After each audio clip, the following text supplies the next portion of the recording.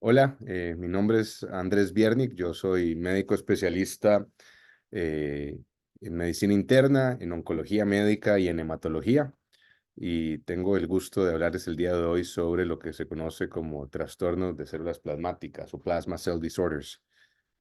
Como disclosures, no tengo ningún conflicto de interés de ningún tipo. Tal vez el único es que esta presentación, los slides son en inglés.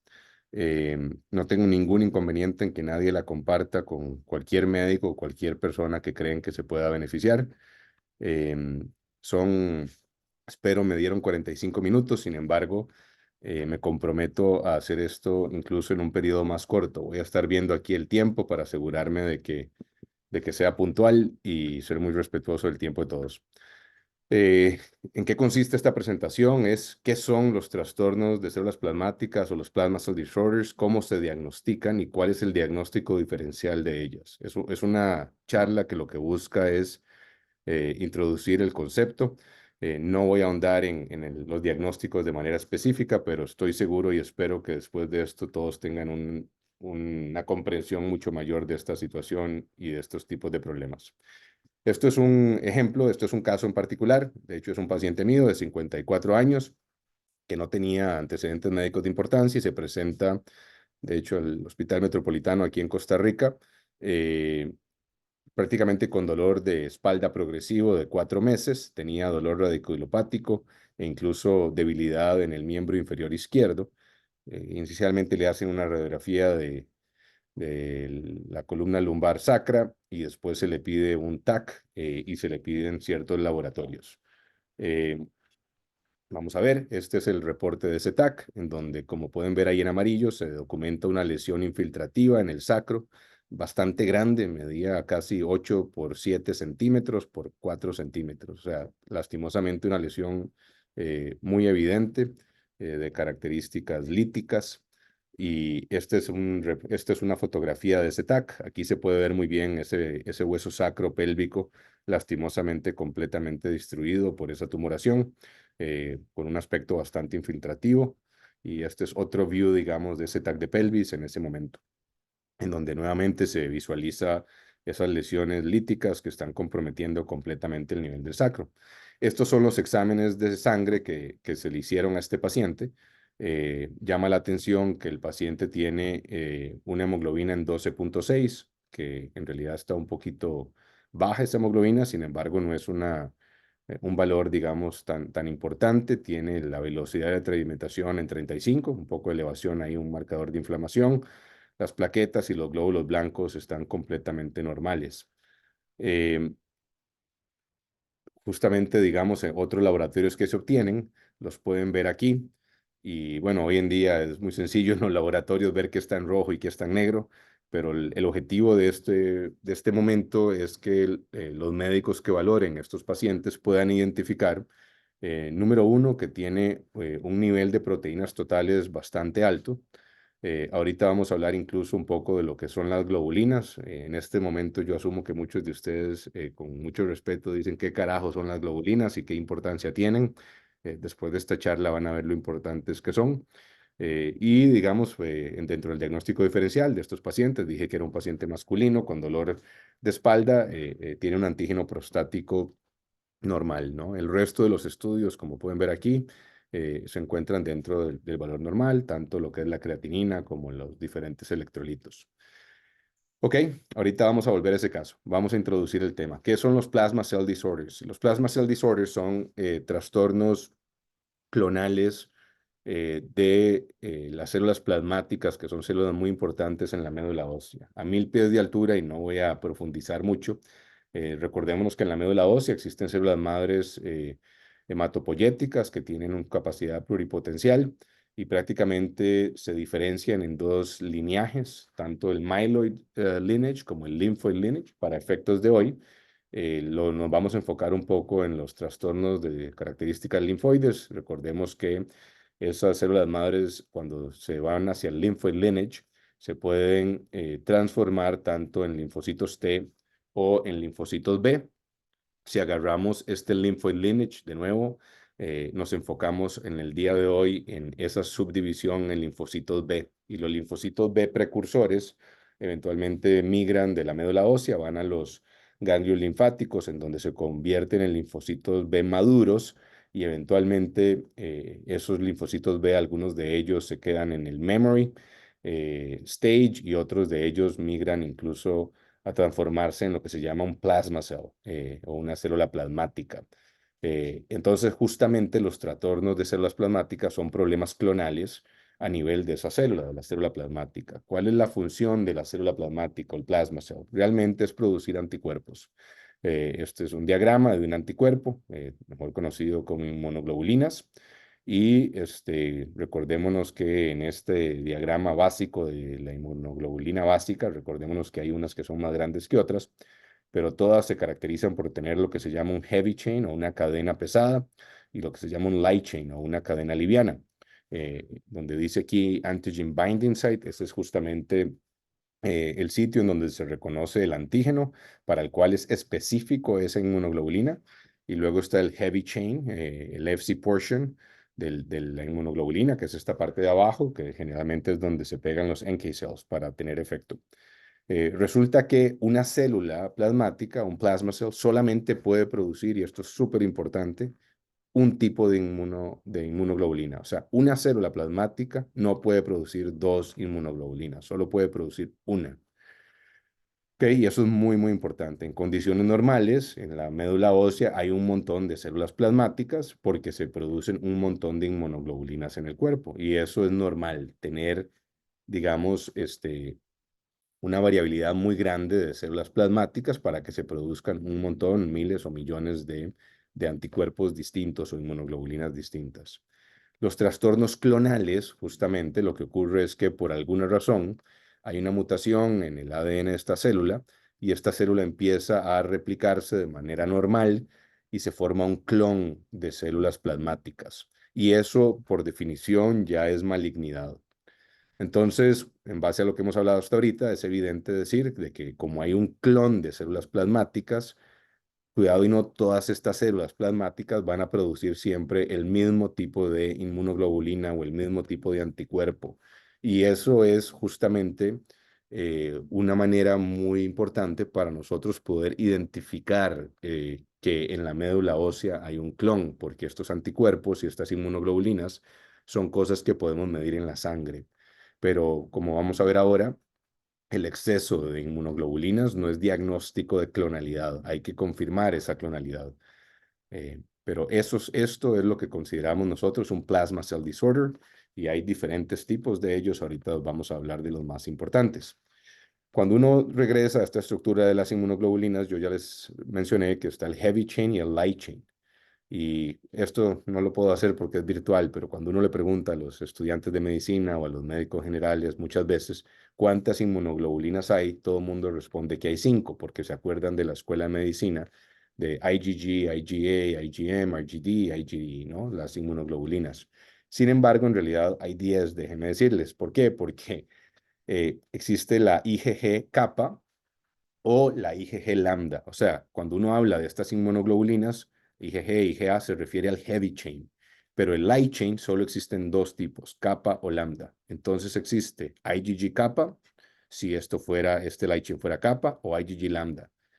Si existe una molécula que expresa kappa lambda al mismo tiempo, eso es anormal y eso no debería ser esperado. Son cosas muy extrañas, no voy a hablar de ellas hoy.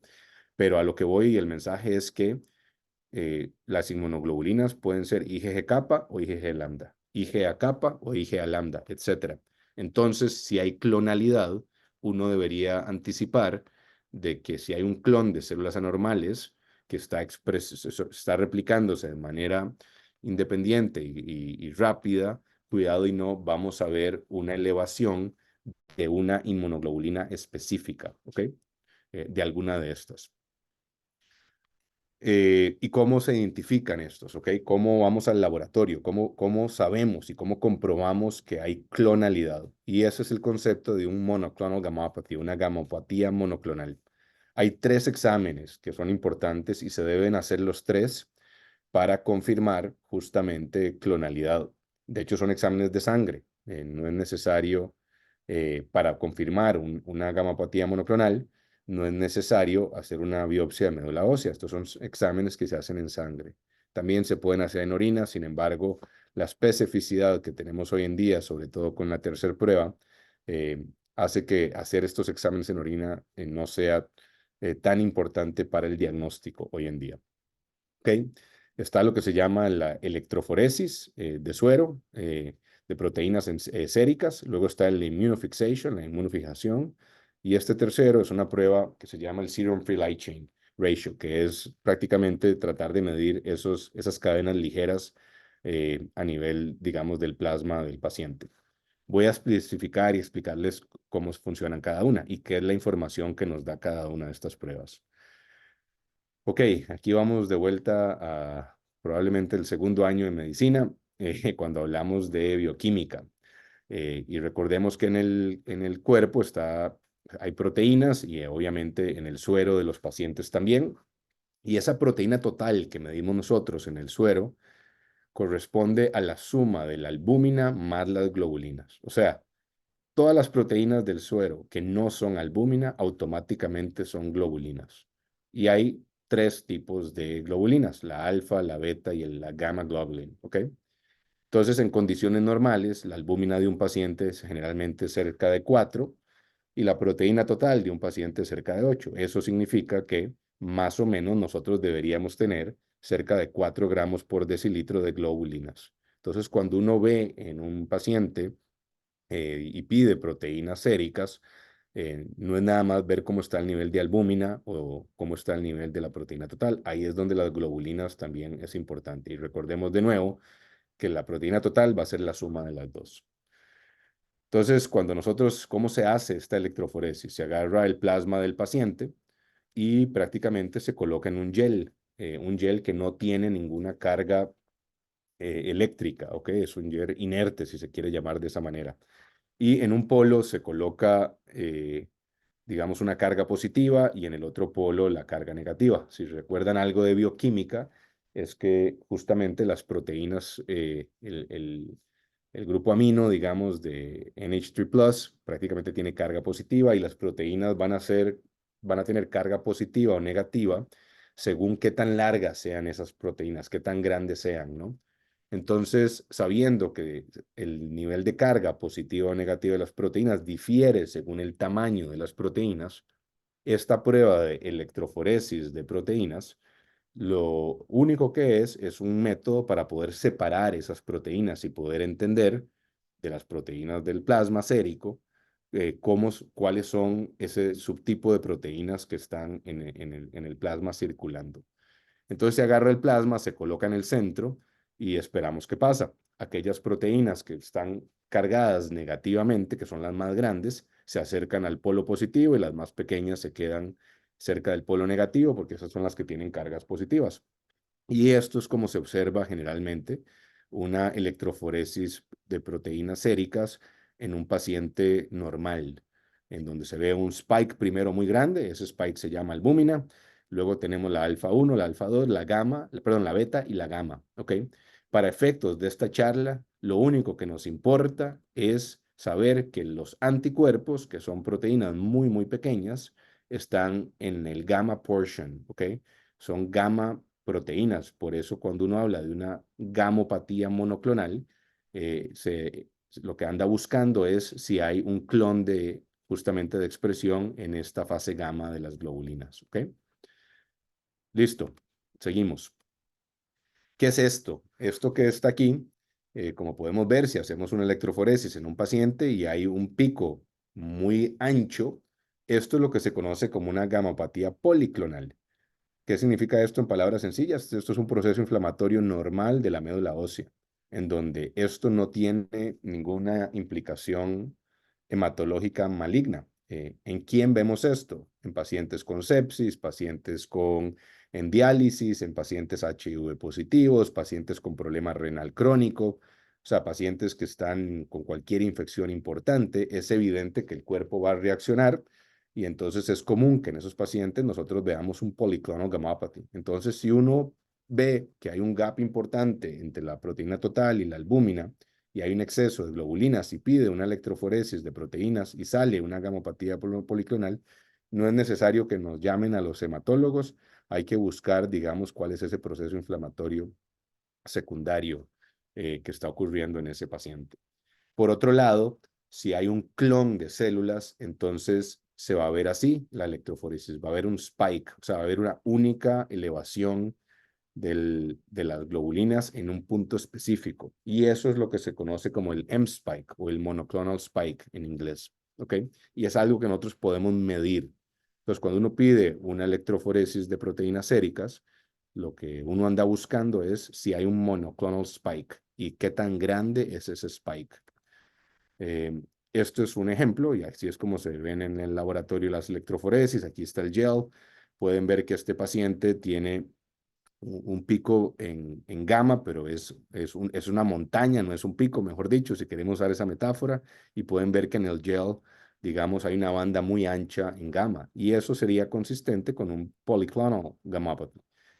Mientras que, disculpen, en este otro gráfico es evidente que aquí hay un spike muy alto en esta porción gamma y pueden ver en el gel cómo se identifica, digamos, una banda mucho más corta, ¿no? ¿Por qué explico esto? Porque creo que siempre es importante que nosotros los médicos, si bien es cierto, nosotros no hacemos estas pruebas, entendamos qué es lo que estamos pidiendo y cómo se miden y qué es lo que estamos buscando. Este es el ejemplo de un paciente mío. De hecho, es el ejemplo del paciente que estábamos hablando antes en el caso uno, en donde se puede ver, yo pedí la electroforesis de proteína, entonces me dice, bueno, la proteína de este paciente, la albúmina es 4.1, alfa 1 mide 0.3, alfa 2 0.6, beta, etcétera, y la gamma globulina total está en 3.8, pero hay un spike, un M spike, que mide 3.3. Si yo sumo 3.8 más 0.3 más todos estos valores, eso me debería dar la proteína total, que aquí me la ponen en 9.5 gramos por decilitro. Entonces, en resumen, este estudio lo único que me sirve a mí es a identificar si hay un M-spike, si hay un monoclonal gammopathy. Ya con eso, yo ya tengo el primer diagnóstico del paciente y ya tengo la primera prueba. Hay que hacer las tres pruebas al mismo tiempo. La segunda prueba que hablamos es la immunofixation. Entonces, listo, la electroforesis, ya me dijo Andrés, hay un M-spike.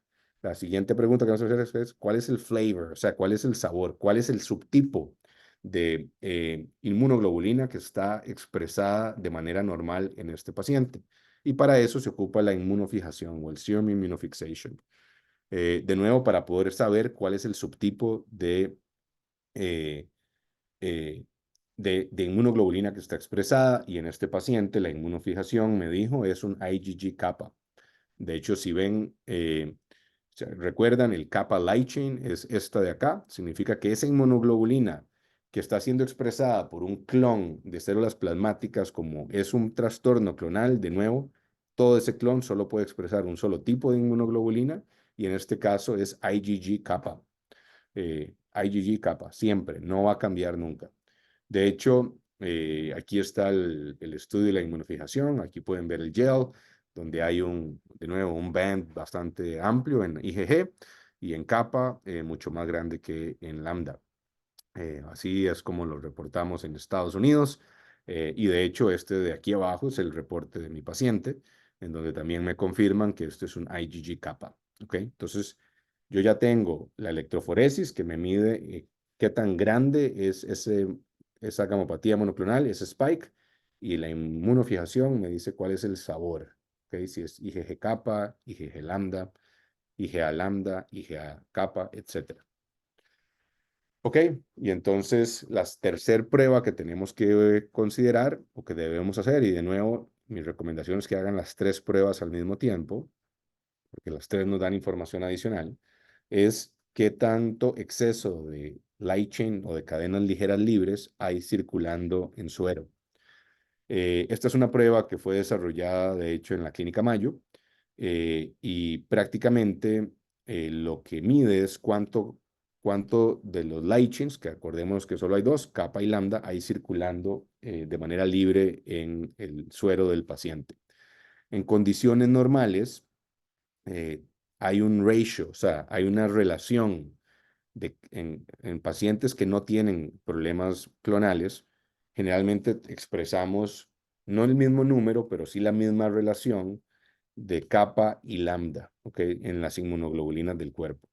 Entonces, como esa relación siempre se mantiene y es cercana a 2:1, em, entonces no es nada más saber si el kappa está o el lambda está elevado o no. La pregunta que tenemos que hacernos es si hay una elevación de kappa, si el ratio o la relación entre kappa y lambda se ha mantenido o no. Entonces, en condiciones normales, por ejemplo, este paciente que está aquí puede ser que tenga poca expresión de kappa, pero también poca expresión de lambda.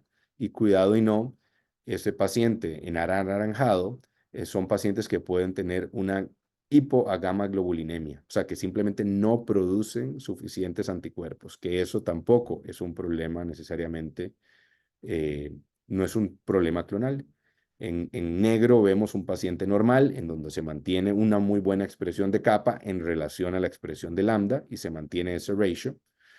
Pero este paciente en celeste es un paciente que expresa mucho. Por ejemplo, usemos este paciente que está aquí arribita, que estoy seleccionando con el mouse. Ese paciente es un paciente que expresa mucho más lambda en relación a la expresión de kappa. Entonces ya sabemos que ahí hay un clon. ¿Ok? Y por otro lado, este es otro ejemplo donde tenemos un paciente que expresa mucho más kappa que lambda. Entonces la relación está completamente variada. Tal vez una cosa que no expliqué y me voy a devolver que estaba en esta parte es, y a veces cuando, si escuchen esto varias veces y de esta parte puede ser que sea necesario que la escuchen varias veces, la pregunta es, ¿por qué ocupo esta prueba? ¿Por qué no puedo quedarme nada más con la electroforesis y con la inmunofijación? Y es que esta prueba es 1000 veces más sensible que la electroforesis tradicional. ¿Ok? Y incluso es mucho más sensible que la inmunofijación también.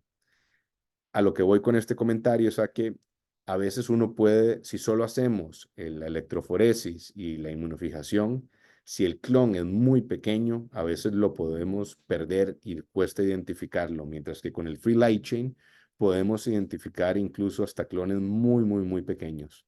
Estas barras verdes acá y la roja lo que tratan de interpretar es la confidencialidad de la seguridad de la prueba cuando se hace solamente la inmunofijación o la electroforesis, pero el punto aquí es que cuando hacemos las tres es muchísimo más poderosa la prueba, ¿ok? Esa es la razón por la cual es necesario hacer las tres. Y las tres, en este ejemplo, las estoy haciendo en suero. Se pueden hacer en orina, pero no es tan importante para efectos diagnósticos. De hecho, si uno hace un free light chain en suero y sale negativo, es prácticamente imposible que aparezca en orina el clon. Así es como se reporta. Este es un ejemplo en un paciente que podemos ver, el kappa está elevado, pero el lambda también está elevado. Y este paciente tiene un ratio normal. Entonces, este paciente en realidad lo que tiene es una gamapatía policlonal, perdón, policlonal. ¿Por qué? Porque el ratio está normal. Expresa mucha kappa, pero expresa también mucha lambda y se mantiene ese ratio. Entonces, eso es un polyclonal gammopathy, ¿ok? Que son pacientes que expresan mucho. Por otro lado, este es un paciente mío en Minnesota, que como pueden ver tenía un kappa en 36 versus 0 de lambda en enero del 2013, en mayo 33 versus 0 y luego 29 versus 0. O sea, el ratio está completamente elevado. Expresa mucho más kappa en relación al nivel de lambda que expresa. Eh, y prácticamente estas son las tres pruebas que es importante hacer para poder identificar un monoclonal gammopathy. Y ya dije que cuando se identifica un monoclonal gammopathy, eso es diagnóstico de un plasma cell disorder clonal. Ok, entonces espero que los haya convencido de la importancia y cómo se utilizan estos tres exámenes. Y son los exámenes que tenemos que considerar en la práctica clínica cuando estamos sospechando esto. ¿Cuál es el diagnóstico diferencial de una gamopatía monoclonal, ¿ok? O de un plasma cell disorders? Yo puse 9, que me parece que son los más reconocidos y para efectos de ustedes incluso no es necesario saberse los 9, pero hay algunos que son realmente importantes. Hay una condición que se llama MGUS, que en inglés es Monoclonal Gammopathy of Unknown Significance, gamopatía monoclonal de significado incierto. Smoldering myeloma, aquí me disculpo, pero no estoy seguro cómo se dice en español. Le podemos llamar mieloma dormido y ahorita les voy a explicar ¿En qué consiste esta condición? Hay una condición que se llama plasmacitoma solitario. Hay otra que se llama mieloma múltiple. Ahorita voy a profundizar en estas, nada más le voy a dar los nombres primero. Pero estas gamopatías monoclonales también se identifican en una condición que se conoce como IgM Waldenström's macroglobulinemia de Waldenström's. Un tema que les adelanto es que esta siempre es IgM. A lo que voy es a que no siempre que el clon sea IgM es Waldenström's, pero para que sea Waldenström's tiene que ser IgM. Si es IgG o IgA, automáticamente podemos descartar esto. Pacientes con CLL o leucemia linfocítica crónica, LLC en español, a veces pueden tener un clon, e igual pacientes con non-Hodgkin's linfoma tipo B, porque ya expliqué, digamos, que cuando son clones muy maduros, puede ser que expresen algo de proteína y de inmunoglobulinas, y entonces estos también son trastornos clonales. No todos los pacientes con CLL o con non-Hodgkin's linfoma expresan una gamopatía monoclonal, sin embargo, a veces algunos de ellos sí lo hacen. Hay una condición que se llama amiloidosis y me parece que hay una charla el día de hoy más tarde con respecto a esto y también obviamente de mieloma múltiple, que es una de las enfermedades más comunes. Hay una condición que se llama POEMS. Esto no es tan importante. Esto es un síndrome. Se llama POEMS syndrome. Es polyneuropathy, organomegaly, endocrinopathy, monoclonal gammopathy, and skin changes. Eso es lo que significa. Y hay una condición que se llama Castleman's disease, que es una condición que hoy en día es relativamente rara. Eh, se ve con mucho más frecuencia en pacientes VIH positivos. Para efectos nuestros y a nivel de un médico general, creo que las más importantes de identificar son las primeras 7. Esta 8 y 9 no son tan valiosas. Esto es un estudio de la Clínica Mayo, justamente viejo del año 92. Se hizo un análisis de más de 1,000 pacientes que llegaron a la Clínica Mayo, en donde justamente vinieron por una monoclonal gammopathy y esto fue la distribución de ese diagnóstico diferencial. Como pueden ver, lo más común cuando uno ve un monoclonal gammopathy es un MGUS, un monoclonal gammopathy of unknown significance. Y hoy me parece hay una charla después de esta de qué es un MGUS. Entonces quiero ser muy respetuoso del speaker y no voy a hablar mucho de eso.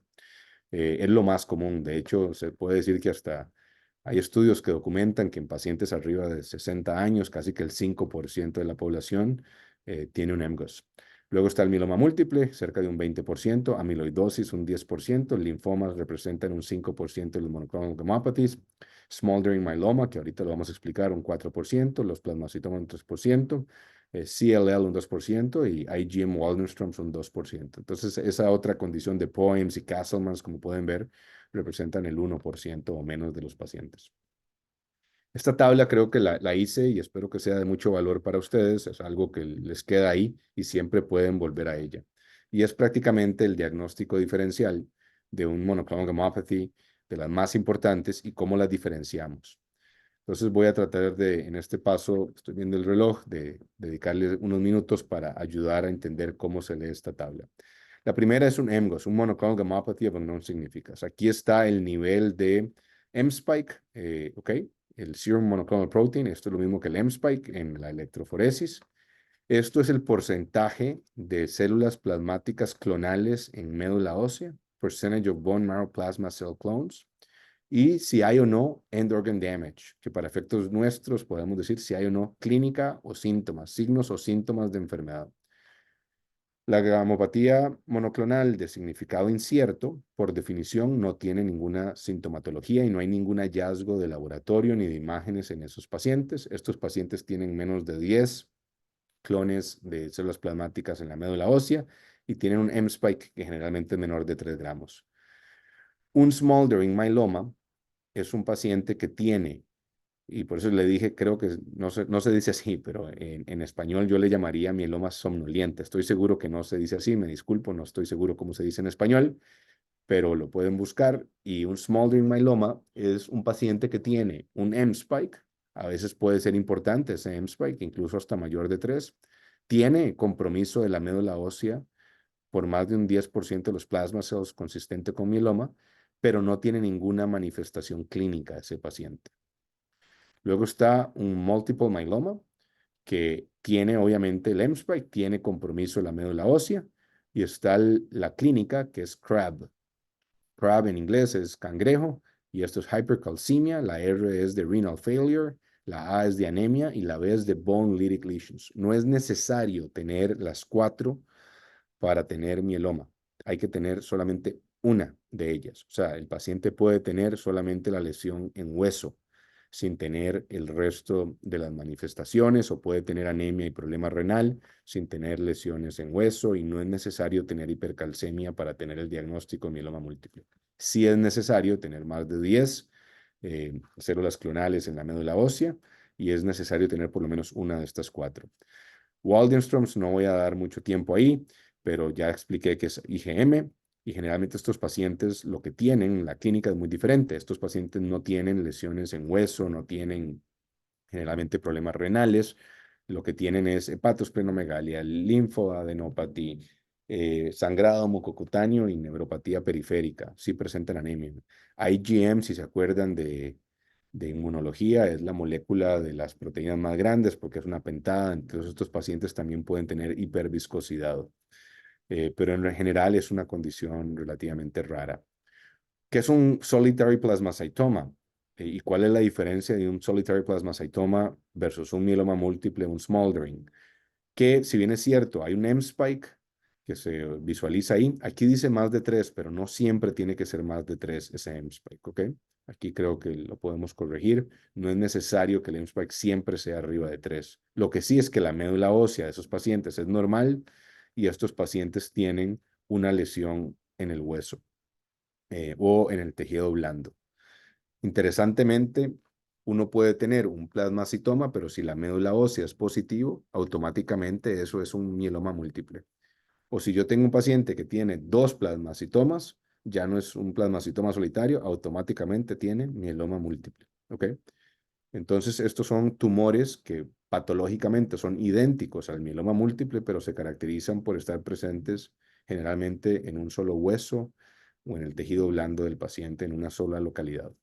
Y luego está amiloidosis, que la amiloidosis es la producción anormal de esta proteína de amiloide, que generalmente esos pacientes no necesariamente tienen que tener un mSPIKE tan alto y no necesariamente tienen que tener compromiso de células plasmáticas, pero ese amiloide se deposita, y esto es lo que da CHF, congestive heart failure, insuficiencia cardíaca congestiva, nephrotic syndrome, síndrome nefrótico. Estos pacientes pueden hacer hepatomegalias gigantescas. Yo he visto varios con hígados gigantes, e incluso pueden hacer púrpura, ¿no? Entonces, a 1000 pies de altura, dentro de estos ya vimos que la más común es el lemgos y después el mieloma múltiple. Entonces, si en algún momento ustedes ven en la clínica un paciente que lo que tiene es linfadenopatía, o sea, tiene ganglios por todo lado, no piensen en mieloma múltiple. Mieloma múltiple no da ganglios. Por otro lado, de nuevo, solamente da este tipo de cosas. Ok, ya casi terminamos. Volvemos al caso. Hagamos el caso de nuevo. Ya tenemos más información. De nuevo, un paciente de 54 años, sin historia médica importante, que se presenta con dolor de espalda progresiva y con radiculopatía, incluso debilidad del miembro inferior izquierdo. Le pedimos un TAC y le pedimos blood work. De nuevo, había una lesión infiltrativa bastante grande a nivel del sacro. Les enseñé las imágenes antes. Aquí se ve muy bien esa lesión en el sacro, que es una lesión lítica, lastimosamente comprometiendo completamente todo el hueso. Eh, Le hicimos un PET-CT scan a este paciente, le mandamos un PET, y el PET solamente identificó esa lesión en el hueso. No hay evidencia de que hay múltiples lesiones en este momento. Volviendo a ver los laboratorios, habíamos identificado un nivel de anemia. Sin embargo, una cosa que no les he dicho y se las digo ahora, es que se acuerdan en el CRAB de mieloma múltiple, ahí está la anemia, ¿ok? Está hypercalcemia, renal failure, anemia y bone lytic lesions. Pero el criterio de anemia no es tener una anemia, tiene que ser una hemoglobina menor de 10. Entonces, si bien es cierto, este paciente tiene las lesiones líticas, tiene anemia, pero su nivel de anemia no cumple criterio de mieloma. Yo en lo personal no creo que es importante que ustedes se acuerden los criterios con tanto detalle. Estas son cosas que se modifican y a cada rato hay cambios, pero es importante buscar esos criterios en Internet y tener acceso a ellos. Lo otro que habíamos dicho es que este paciente tenía, eh, obviamente, una proteína. Perdón, aquí estoy highlighting el calcio, que ven que tiene calcio normal. ¿Se acuerdan de mieloma? El calcio está elevado. Tiene las proteínas totales en 9.35. Espero que después de toda esta charla ya digan, wow, eso está muy alto. La albúmina está en 3.8 y las globulinas están en 5.6. Entonces, la suma de la albúmina más las globulinas es esta proteína total. Y ya en el laboratorio tradicional me están diciendo hay un exceso de globulinas. No me dicen nada más, ¿ok? Yo ocupo pensar que esto es anormal, identificarlo como anormal y pedir las 3 pruebas que mencionamos. Interesantemente, también tiene una función renal completamente normal. Entonces, ¿cuál sería el siguiente manejo en este paciente? Y espero que después de hoy esto sea evidente. Hay que pedirle las 3 pruebas. Hay que hacerle un serum protein electrophoresis, un serum immunofixation y un serum free light chain. El serum protein electrophoresis identificó un M-spike de 3.3 gramos. El immunofixation me dijo el flavor, me dijo sí, hay una gammopatía monoclonal de tipo IgG kappa y el serum free light chain de este paciente, como lo pueden ver ahí, tenía un exceso enorme de producción de kappa en relación a lambda.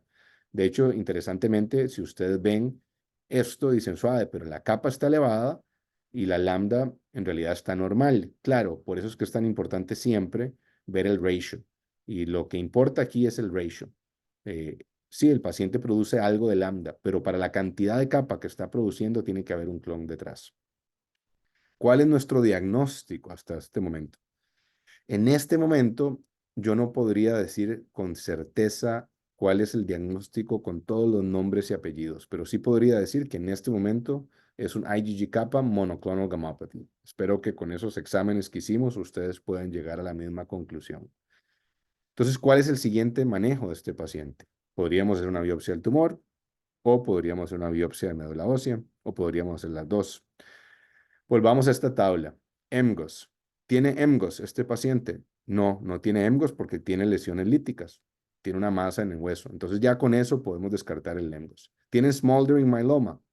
No le he hecho la biopsia de médula, pero recordemos que smoldering myeloma no tiene manifestaciones clínicas, no tienen end organ damage. Este paciente tiene una masa en el hueso. No podemos decir que es un smoldering. ¿Tiene mieloma múltiple? No lo puedo descartar. Tiene un M-spike. Tiene bone lytic lesions. Habíamos dicho que solamente uno es necesario. Sin embargo, no le he hecho una biopsia de médula ósea para ver si tiene más de 10. Entonces, para poder confirmar un mieloma múltiple, habría que hacerle una biopsia de médula ósea. Entonces, ahí lo vamos a poner en question mark. ¿Tiene Waldenström's? No, no es Waldenström's porque ya dijimos que es IgG y este paciente no tiene ninguna de las manifestaciones clínicas de Waldenström's. ¿Tiene un solitary plasmacytoma? Bueno, tiene esta lesión solitaria. Ya vimos que hicimos un PET incluso y no apareció nada más. Tenía un poquito de anemia, pero no cumple criterio para mieloma. Tiene un M-spike importante, pero no le he hecho una biopsia de médula, entonces no lo puedo descartar. Y tiene amiloide. La respuesta es no. Este paciente no tiene ninguna de estas características clínicas. Entonces, solo con eso prácticamente no lo puedo descartar. Siempre hacemos una tinción de Congo, que lo hicimos en este paciente, pero clínicamente no tiene estas características este paciente. ¿Ok? Entonces, para efectos de este momento, yo la descartaría. Pero en este momento no puedo descartar si estoy lidiando con un mieloma múltiple o un solitario plasmacytoma. Para eso ocupamos tejido y ocupamos ir a la médula también. Esta es la biopsia del sacro de este paciente. En realidad lo hicimos al revés. Yo primero hice la biopsia de médula y ahorita van a ver qué fue lo que pasó. Y después fui y biopsié el sacro.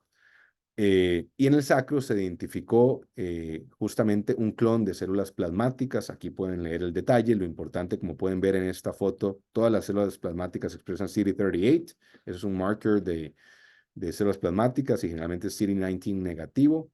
¿Ok? Porque ya esto es un marcador de células B, pero células B un poco más inmaduras, ya cuando llegan a hacer plasma, se pierden la expresión de CD19 y prácticamente es capa positivo en relación a lambda. Vean qué bonito se ve aquí en el centro la cantidad de capa que tenían estas células y eso lo confirmamos nosotros en sangre. Entonces, a mí no me cabe la menor duda de que este paciente tiene un tumor de células plasmáticas infiltrándole el hueso.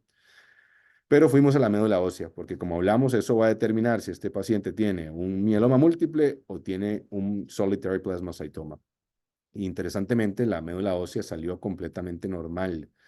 Hicimos incluso una citometría de flujo en el aspirado, la cual fue completamente normal y no se identificaron ningún tipo de células monoclonales en la citometría de flujo de la médula ósea. Me atrevo a decirles, este fue un diagnóstico de este paciente que hicimos en el 2022. Ya pudo en este momento ponerle el nombre y el apellido, entonces ya no es nada más un IgG kappa monoclonal gammopathy, es un IgG kappa solitary plasmacytoma. En ese momento este paciente se trató con radioterapia. Estos pacientes cuando tienen estos plasmacitomas solitarios se pueden curar con radioterapia. Eso fue en el 2022 y lo acabo de ver hace un mes y el paciente continúa en remisión.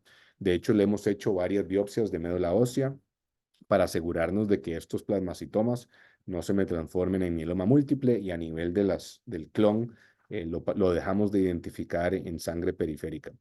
Espero que les haya gustado la charla y que esto sea de utilidad y espero que les haya gustado el caso. Aquí dejo mi correo electrónico en caso de que haya cualquier duda. Estoy para servirles y me pueden escribir sin ningún problema. Si tienen preguntas o casos interesantes, no duden en contactarme. Muchas gracias.